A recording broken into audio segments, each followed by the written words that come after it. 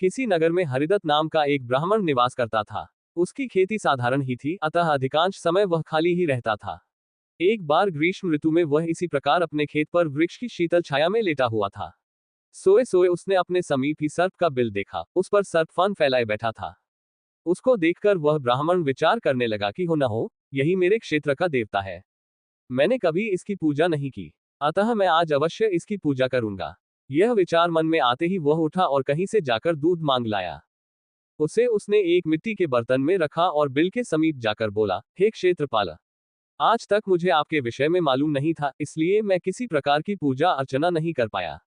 आप मेरे इस अपराध को क्षमा कर मुझ पर कृपा कीजिए और मुझे धन धान्य से समृद्ध कीजिए।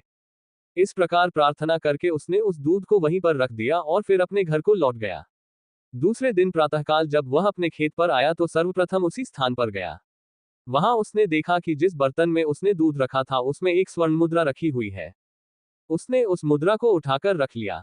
उस दिन भी उसने उसी प्रकार सर्प की पूजा की और उसके लिए दूध रखकर चला गया। अगले दिन प्रातःकाल उसको फिर एक स्वर्ण मुद्रा मिली।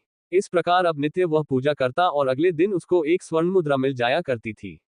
कुछ दिनों बाद उसको किसी कार्य से अन्य ग्राम में जाना पड़ा। उसने अपने पुत्र को उस स्थान पर दूध रखने का निर्देश दिया। तदनुसार उस दिन उसका पुत्र गया और वहां दूध रखाया। दूसरे दिन जब वह पुनः दूध रखने के लिए गया तो देखा कि वहां स्वर्ण मुद्रा रखी हुई है। उसने उस मुद्रा को उठा लिया और वह मन ही मन सोचने लगा कि निश्चित ही इस बिल के अंदर स्वर्ण मुद्राओं का भंडार है। मन में यह विचार आते ही उसने निश्चय किया कि बिल को खोदकर सारी मुद्राएं ले ली जाएं। सर्प का भय था, किंतु जब दूध पीने के लिए सर्प बाहर निकला तो उसने उसके सिर पर लाठी का प्रहार किया। इससे सर्प तो मरा नहीं और इस प्रकार से क्रुद्ध होकर उसने ब्राह्मण पुत्र को अपने विषभरे दांतों से काटा कि उसकी तत्काल मृत्यु हो गई। कहानी से सीख, लालच का फल कभी मीठा नहीं होता है। शिक्षक में कहानियों के लिए कृपया चैनल सब्सक्राइब करें।